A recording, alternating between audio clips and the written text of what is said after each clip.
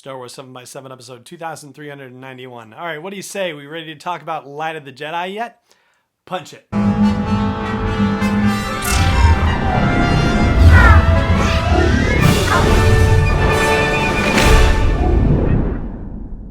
Hey Rebel Rouser, I'm Alan Voivod, and this is Star Wars 7 by 7, your daily dose of Star Wars joy. And thank you so much for joining me for it. If you're checking out the video version of this, then my apologies for the less than formal attire for the video. I am a bit under the weather the last couple of days, and I'm just feeling a lot more comfortable being warm. So that explains the presentation for now, so thank you for bearing with me. But you don't want to be bothered with all of that. You want to know about Light of the Jedi, which is the first adult novel in the launch of the High Republic multimedia initiative. And this is mostly non-spoilery. There might be the mildest of spoilers. We'll get into spoilery territory, deeper spoilery territory in subsequent episodes of the show here. And I remember in early discussions about this novel before it came out, Charles Soule, who's the author of the book, talked about it being many things, including, a disaster novel and a mystery and a this and a that and the other. And he's absolutely right. It is the inclusion of multiple genres. It is, however, actually separated in a way. So it's not as if it's really all in a mishmash.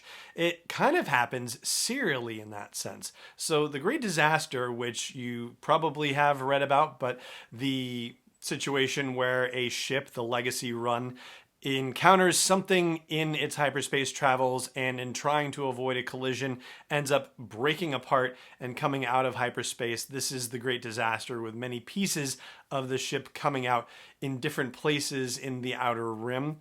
That is the first part of the novel. So the entirety of that first part, the Great Disaster, is dedicated to dealing with the Legacy Run incident and the aftermath of it in and around the Hetzal system. And that first part, against the backdrop of this Great Disaster, does its best to introduce you to a wide range of Jedi in a wide range of capacities. They're pilots, they're interacting on the ground with citizens, they are strategists who are coordinating with the New Republic, and they also communicate with the Force and interact with the Force and understand the Force in a variety of ways, a variety of new ways that we haven't seen discussed or considered in any other Star Wars storytelling, which makes sense because we are being introduced to Jedi at an incredible time in their history. And so, it's rather interesting to see their understanding of the Force be so broad.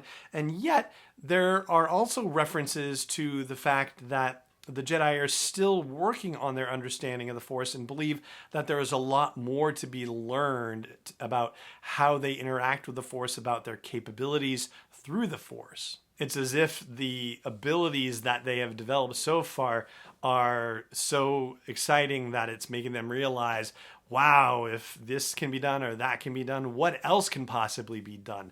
Although there is some tension in that regard, and it's kind of hinted at, it's alluded to a little bit, about the notion of whether the existing ways of interacting with the Force or the existing ways of creating abilities that can be accessed with the Force, whether you should stick with the abilities that are known or whether it's worth actually exploring and finding other ways that the Force can be manipulated. Now, whereas that first part, the Great Disaster, really introduces you to a whole swath of Jedi, the second part, which is called The Paths, really narrows the focus. And so, on the one hand, you are concentrating only on a certain set of Jedi, and so that definitely makes the process of absorbing all of these new characters and new information go a little bit easier, but it also expands in the sense that you start getting to know the Nihil, which are the main villainous group involved in the proceedings. And whereas that first part, The Great Disaster, is rather breakneck and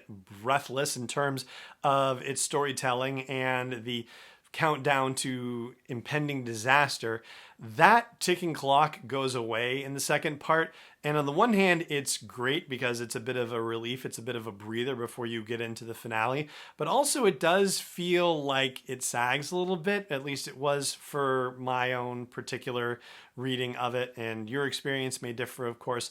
It did feel a little bit, in a way, like The Last Jedi in the sense that, yes, there are things happening, but the danger, the conflict is not nearly as present. Yes, there is one situation where we see the Jedi in a remote outpost and they're having to deal with a local conflict, and that creates a little bit of action, but compared to the slam bang opening, it really feels like the stakes kind of drop very low in that middle part. And that middle section is about half again as long as the first section.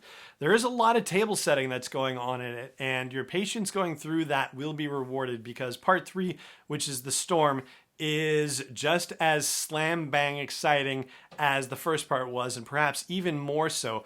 I will say that for my own part, as I was reading about the Nihil and getting to know them through that middle part, I did not necessarily see them as a legitimate threat to the Jedi or a group that would cause them much difficulty.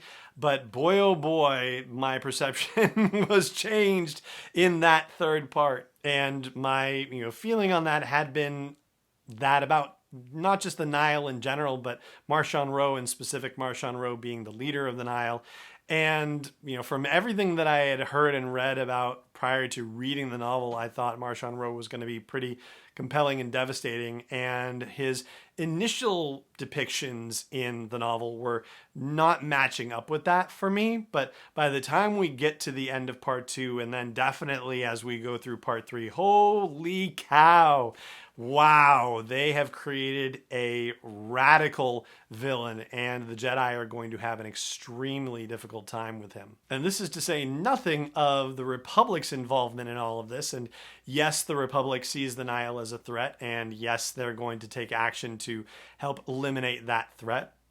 But ultimately, I think this comes down to the Jedi and the Nihil, especially considering that all the material about this High Republic initiative has been about what scares the Jedi, right? It's been about the fact that we're meeting the Jedi at one of their golden ages of performance and existence in the galaxy. And so I do think that even though the Republic is going to play a part in this, it's really about the Jedi more than anything else. And we're also going to have some consideration about the Jedi's place within this republic. And it's already touched upon in the novel to some degree. And it's kind of interesting because it parallels in a way the kinds of conversations you could have had during the prequel era about the Jedi's involvement with the Republic and what level should be appropriate, and considering the Jedi's capacity for military action, how appropriate is it for them to do that and under what circumstances? It seems like these are going to be questions that are visited in the High Republic era as well. And it'd be interesting to see how much it echoes what happens in the prequel era. So, Charles Soule's Light of the Jedi. It's his first novel for Star Wars, and it has such an incredibly heavy load to carry because it has to introduce us to the fine details of this era of Star Wars storytelling and a lot of different characters as well. It does a terrific job of that, manages to keep excitement through a good chunk of the novel, does kind of maybe sag a little bit, but does a lot of table setting that will reward you and your patience and your attention once you get to that final part of the novel, and sets you up for some very exciting storytelling going forward. And that is our initial non-spoiler review, or mostly non-spoiler review of Light of the Jedi, and that's going to do it for this episode of the show as well. It just remains for me to say thank you so much for joining me for it, as always, and may the Force be with you, wherever in the world you may be. Star Wars 7x7 is not endorsed or sponsored yet by Lucasfilm Limited, Disney, or 20th Century Fox, and is intended for entertainment and information purposes only. Star Wars, the Star Wars logo, all names and pictures of Star Wars characters, vehicles, and any other Star Wars-related items are registered trademarks and/or copyrights of Lucasfilm Limited or their respective trademark and copyright holders. May the Force be with them. All original content is copyright 2020 by Star Wars 7x7. We hope you love it.